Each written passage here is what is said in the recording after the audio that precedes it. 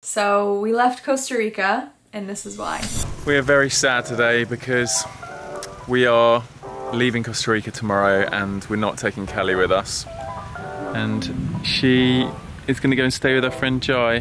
Yeah, she's going to be really happy. She has so many animal friends there and human friends. She's going to get to run around and be free, and it's the best thing for her. But we're just really sad, and we've just literally spent the last hour just cuddling her in bed. And telling her how much we love her. We love you so much, Callie. I'm so sorry that we can't be with you now. You're gonna have so much fun. Yeah. Okay, right. This is, what's this one's name? Kalu. Kalu and Pina Yeah. are the dogs that Callie's gonna be living with. She's just meeting them now. Yeah, they're having a good time. Is this gonna be a cool spot for you, Callie? And she's really like into Callie. This is Jakarta, the pig. Callie's gonna have to get used to a new animal. She doesn't quite know what to make of the pig yet. Bye. She's gonna be a pro at like by the time you come back. We just have to do lots of video calls. Of course, absolutely. Have fun with your new friends. We are leaving tomorrow.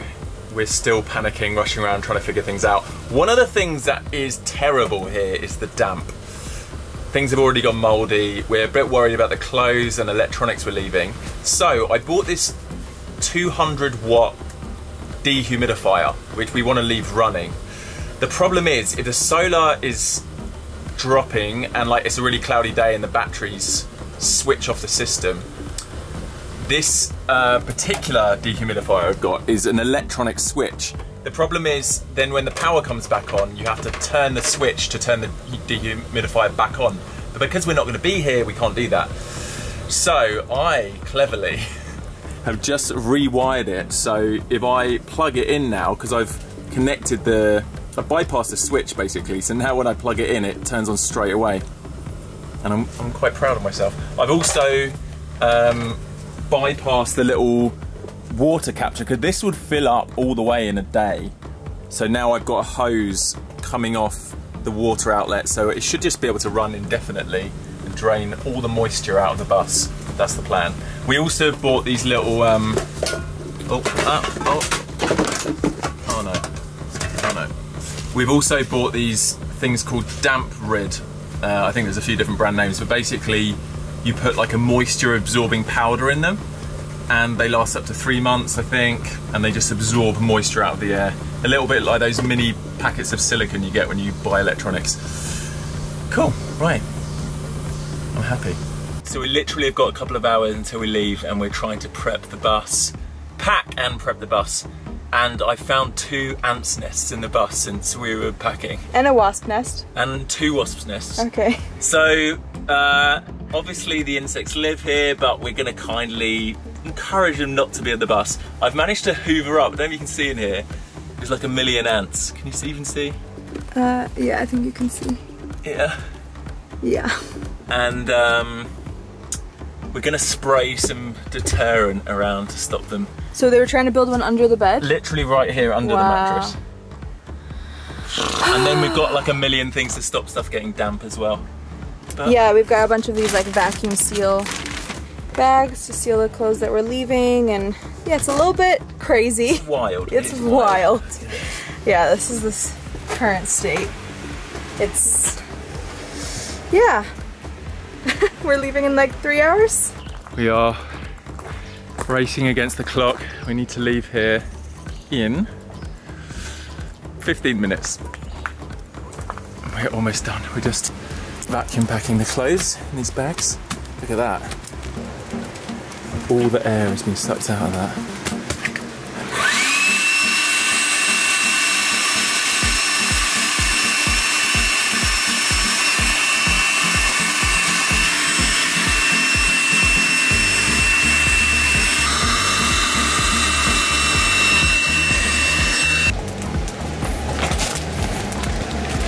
Right, we're leaving the bus. We've opened all the cupboards. We've got a bunch of these dehumidifying things. We've got an actual dehumidifier linked up to a timer plug. Hopefully the solar allows that to keep charging. And I think we're all good. Okay, we're done. We just locked up. That was the craziest dash to try to get everything done. Wild. Wild. This is the last. And it's pouring rain just started. The last time we're gonna see the bus in a few months at least. Yeah. Bye. I'm glad to get a break from you. See you later. See you later, bus. I don't know how, but we just got the world's smallest Uber. Literally, we got all of these bags in here with us. Are you excited?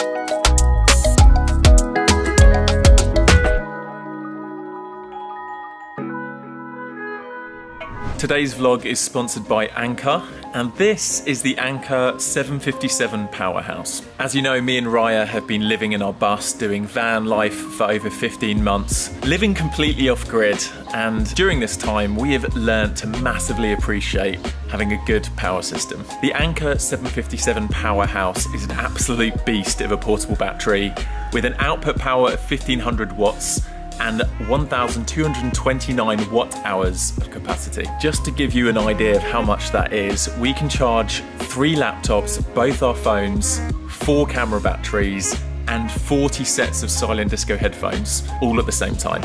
I know that seems excessive, but I've got back into DJing recently and plan on throwing some parties. Also, it's capable of powering microwaves, toasters, and even kettles.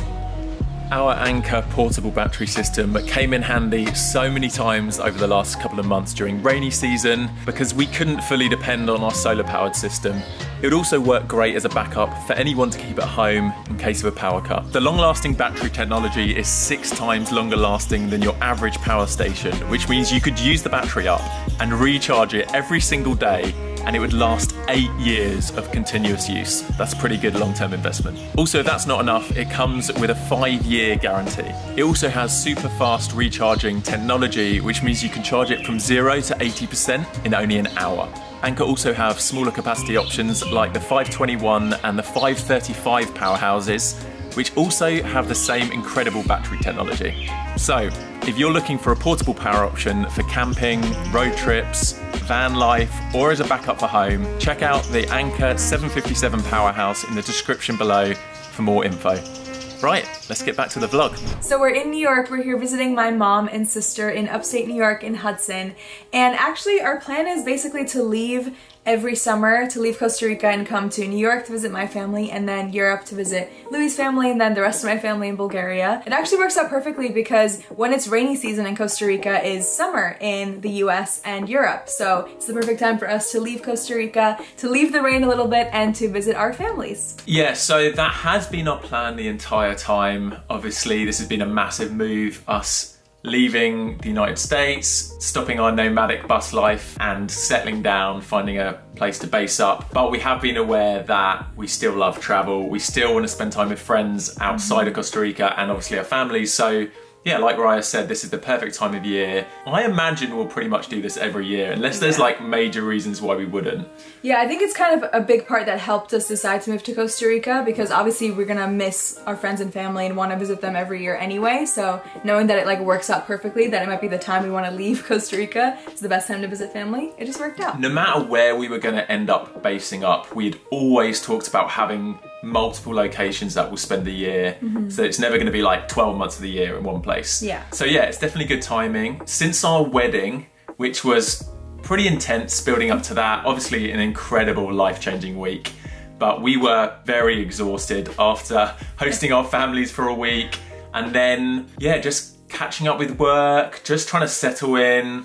We've spent basically 2.5 months in Costa Rica since our wedding. We haven't been posting a ton, but yeah, just getting used to being there, just trying to learn the language. We're slowly getting there. Raya's a lot better at Spanish than me. We've also been having a lot of like off-camera hangouts with people, some of our new neighbors, and Kristen and Sia, our friends that have also moved down there with us. So yeah, we've been up to a lot. Obviously moving to a new location, let alone a completely new country, is gonna take some adjustment, and it's been a bit of a roller coaster. I think in some ways it's been amazing, in other ways it's been a learning process, it's been a little bit tougher. But for us, some of the highlights have been, I think first of all, moving to this eco village with the potential of what's going to be happening there. I'm very excited. I feel like I love kind of envisioning the future, and I feel like there's so much incredible potential. Even though it's still in the early days, it's pretty empty right now, they're still building things. I get very excited waking up every day on the bus, imagining how things are going to be. We've also got to explore Costa Rica a little bit. We still have so much to see, but we went away for Louis' birthday to La Fortuna, where the volcano is, and there's like hot springs, and yeah, that was a really beautiful trip. And then we also went south near Rovita area with our friends and went to the beach. That's where we brought Callie to the beach for the first time. So it's been fun to hang out with friends and get to explore this new country that we get to call home.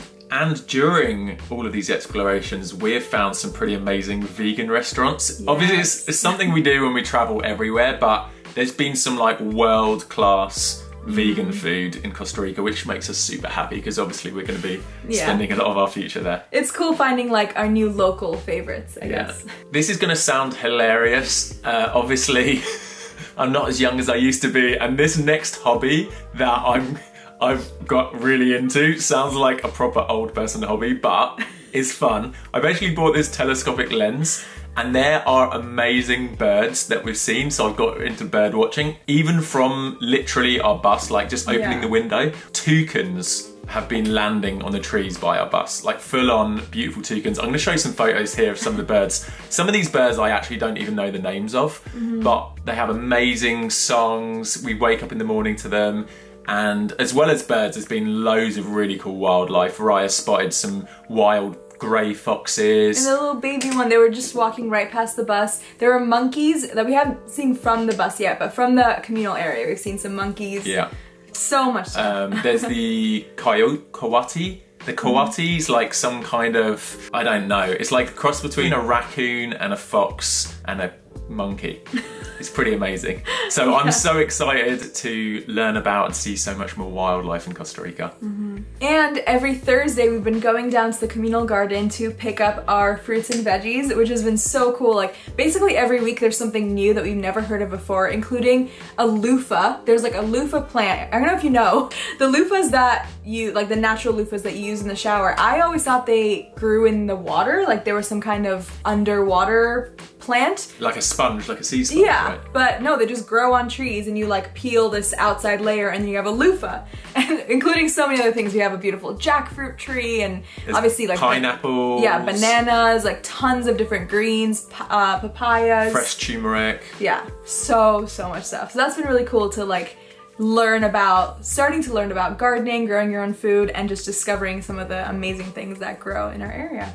And then finally, for the highlights of our time in Costa Rica, by far has to be the premature adoption of a puppy. That if you saw one of our last videos, you'll have seen just how beautiful and amazing she is. So that's been like so incredible, and definitely sooner than planned, but we've absolutely loved spending time with her. And it's been like bittersweet because we got to spend like a month and a half with her, and it was incredible, but now we have to leave for the summer. And like you saw, we found a really good home. She's great. We've been getting these like daily updates on how she's doing, but that's also sad because I miss her already. Yeah, but don't worry, she is so happy. She's living with 2 other dogs right now, one of which is like basically her twin, and she's meeting tons of new people and just like loving life. So and I feel like it would have been unfair to like put her on a plane, go through the trauma of travel, and then not just one plane, like multiple. Being in a completely different climate, completely unusual place. The main reason is I'm pretty sure if you take a dog into the UK, they have to go into quarantine because it's an island. It's like a whole, it's just so much better for her to like be there with friends in Costa Rica, a land that she knows, and she's so well taken care of. So she's happy with that. So we're happy. And then moving on to some, I want to say more of the challenges of being in Costa Rica. Yeah, because we've shared before, we want to be honest about everything, the ups and the downs. And I think it's really important because this lifestyle of like moving to a tropical place, an eco village, it can be glamorized often, and yes, obviously it's beautiful in many ways, that's why we're doing it, and it can be really tough, like moving to a new country, the culture shock, there's so much to it, so we just want to be honest about all of it. And for me, it's honestly been way tougher than expected. I think the last 2 months have been some of the hardest for me in terms of my mental health, and it's just been very different from what I expected, and just I didn't think I would struggle this much. And there's a few different reasons for that. I think the rain hit us harder than we thought, mainly because we're in the bus. I think when we visit our friends that have like big beautiful houses with porches, and even if it's raining they still have a lot of space and they can even sit on the porch and like look out. But in the bus, as soon as it's raining, we like close all the windows and we're just in this tiny space. We don't have any outdoor space, and the sun sets at 5:30, around 5:30 every day all year round. And the rain starts around like noon, 1, maybe 2-ish. So most days we kind of have the morning, usually with a bit of sunshine, and then by lunchtime it's like indoors, windows closed. The rest of the day is either raining and or dark. So that, I think that mixed with the fact that we're the only ones there, like the reason we moved to an eco community is because we love community, that's where we thrive. And we had our wedding, which was like everyone we love in one place. It was the most amazing example of a community. And then everyone left and it's just been like us alone. And yes, we have some friends in the area, but they've been pretty busy traveling, hosting family. So a lot of the days have just been us sitting alone in the bus with everything closed and it's dark and raining out. So I think that like weeks and weeks of that has definitely added up. Yeah, and I think although, like I said, the future's really exciting, I think being in the moment and like you said, weeks and weeks and weeks of being pretty isolated, yeah, I definitely think it's been a challenge. And partly, you know, experiencing that, it's made us even more excited about having a little break. And then when we go back, end of the summer, which is almost the start of dry season, that's when a lot more people are planning to move out there. Some of the houses might even be finished, so there might be other people like living on the land. I think when we get back, it's gonna feel very, very different. So I'm really excited for that. And I think that's the other challenge with the rain. As you saw in our last video, we're starting to talk and plan about what we want to build, where we want to build. But rainy season isn't the time to build. There's a few projects that they're rushing to try and finish, but like it's twice as expensive to build in rainy season. It's like the foundation you can't really put down. You can't really do it. So it's almost like there's nothing we can really do over the next couple of months anyway. And also I think they just turned on the power and brought the water to the land. So the whole time we've been there, there's been no power in the communal spaces.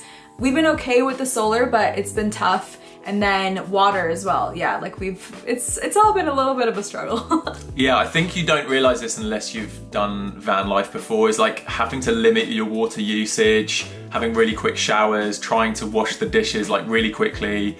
And for me, not always very effectively, because I'm just trying to use as little water as possible. Obviously it's a luxury not to have to think too much about your water usage. So I'm looking forward when we get back to not have to rely on a limited amount of water every week or every couple of weeks. All of these problems are kind of interrelated. So one of the other things about it raining all the time is things get really damp. And as you saw at the beginning of the video, we were prepping the bus as we were leaving with like vacuum packing clothes, trying to put these like moisture absorber things in. We tried to install the dehumidifier, which I don't know whether it's still running. Hopefully it's all okay. But a lot of these things you don't have to think about in certain climates, especially where we've been living the last few years in California. It's super dry. But I mean, we've never had to, in the UK it rains a lot, but it's nothing like this. Like a lot of our friends that live in the area say that even if they just have a couple of t-shirts folded, within a few days, like the one on the bottom is gonna be kind of moldy. So this is in rainy season, obviously. So obviously that's a whole nother thing we've had to think about, and the bus got super damp. There's like mold starting to form, which can be really bad to live in. I think long term we'll have some kind of roof over the bus. Yeah, and obviously with building our house, like we're gonna think about all these things, airflow. And, yeah, that's a big part of it. So again, another challenge, which in a way, like yes, these are challenges. And also, I partly enjoy the learning process that comes with overcoming the challenge, but it is also tough. And we're just being honest. Yeah. And then another tricky thing in terms of things going wrong, we bought a car. I had to make a kind of snap decision on getting it, and you know, there's been ongoing issues. A lot of you might have bought secondhand cars and had these kind of things as well, but so many things are broken with it. I think partly because we're driving on this off-road track every day to get to where we're staying and to and from town. There's going to be things that are broken, but it's just kind of like this mounting problem of like, there was like 20 things on the list of things to repair on the car.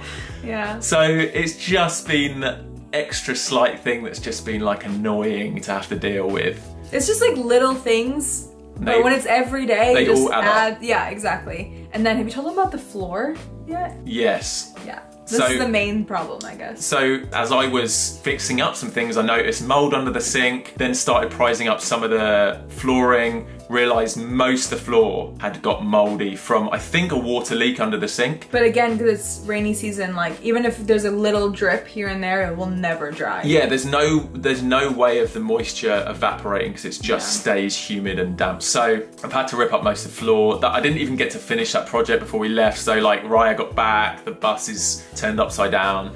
Trying to do all that whilst packing, whilst figuring out other things. It was definitely a chaotic week leading up to us leaving. Yeah. But I kind of feel like sometimes you just have to surrender in life.